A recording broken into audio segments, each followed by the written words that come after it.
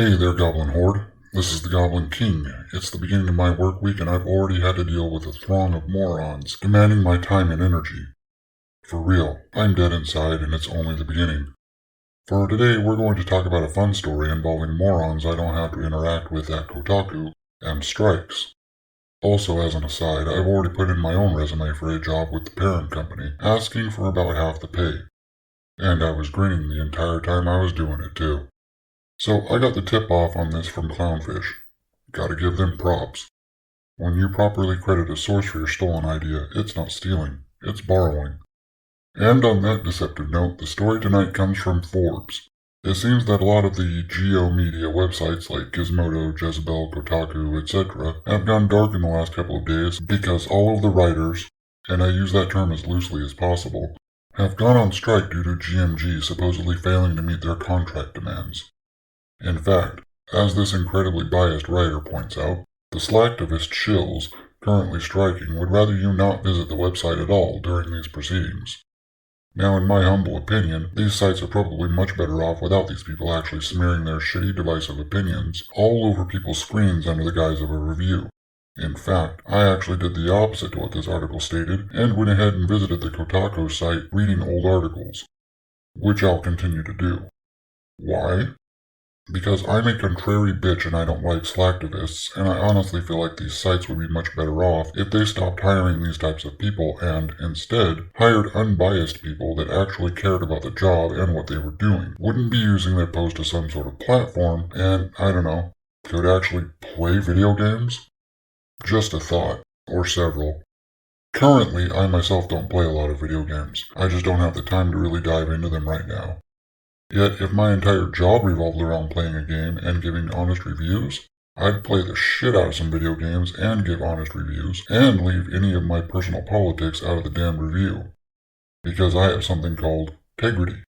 So, the article goes on to all but smear the parent company of these sites, GO Media Group, as being antagonistic to their employees.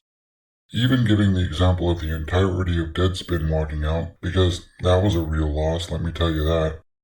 Personally, I think that GMG's entire reason for being supposedly antagonistic to their staff contributors is because GMG wants to fucking make money. Like any good corporation. Yet all these idiots working for them want to do is have a personal soapbox, and it's actively driving customers away from these sites. People like myself, for instance. I don't bother going to Kotaku or Polygon or any of these other pieces of shit sites for my news on anything, or even go to their sites at all, unless I want to showcase a particularly idiotic opinion from one of them. For real, if I'd had my channel back in October of 2020, when that moron who was bemoaning about how he couldn't enjoy his free PS5 because Orange Man bad, I'd have lambasted that fucker. Or the person who was scared of his free Xbox because of the holes. Now scrub the sand out of your vagina, Sally, and grow the fuck up, do your job, and give a fucking review of the console. You twat. Now that being said, I could be wrong and GMG may not be in the business of making money, since they haven't managed to fire any of these crybabies yet, and actually have gone to the negotiating table with them more than once. Now, keep in mind that I'm not against unions per se. The idea of unions is a good one, and back when they were originally conceived, they were a very necessary thing. Back during the Industrial Revolution and on into the early 20th century, workers legit had no rights at all. I mean, we're talking men, women, and children working in these often dangerous factory settings where the possibility of being maimed or even being killed were a very real thing.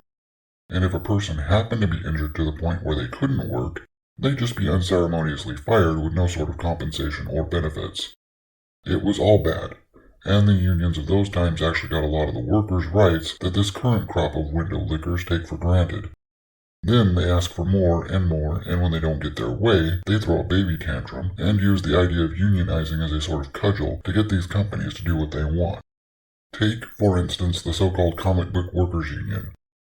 While I agreed with some of their points, a bunch of fucking office workers that didn't even work on the comics themselves wanted full creative control over what image printed, who they hired, etc. That's utterly fucking ridiculous. And it's the same thing here with these people's demands from GMG. Specific healthcare for trans people.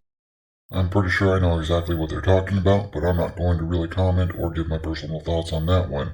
YouTube doesn't like that. They want higher salaries. I mean, forgive me if I'm wrong, but aren't these assholes already making like six-figure incomes?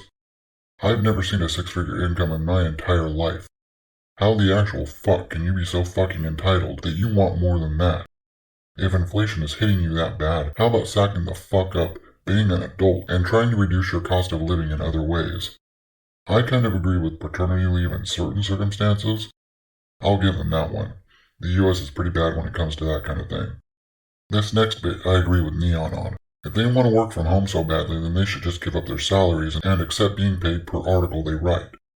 An actual salary is based upon the idea that you're actually working for a set number of hours out of the day.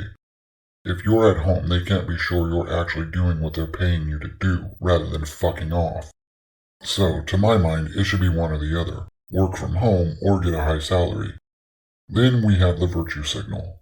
Well, the other virtue signal. The first one was right up at the top there. They want diversity so bad, maybe some of these white Karens should give up their jobs to someone who's more diverse then, huh? Then, in an update, Forbes actually put in GMG's response to the whole idiot parade, stating that they went to the negotiating table in good faith and they couldn't reach an agreement.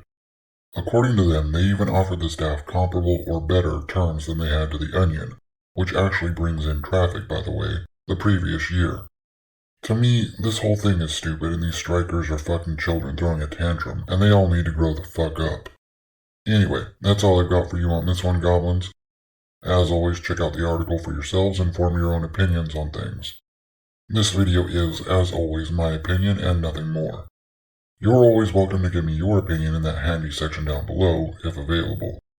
Don't forget to join the Viridian Horde by crushing those like and subscribe buttons while you're down there. I'll see you all again for the next segment, the Great Movie Review. Got another totally rad 80s movie for you all. See you then. Lates.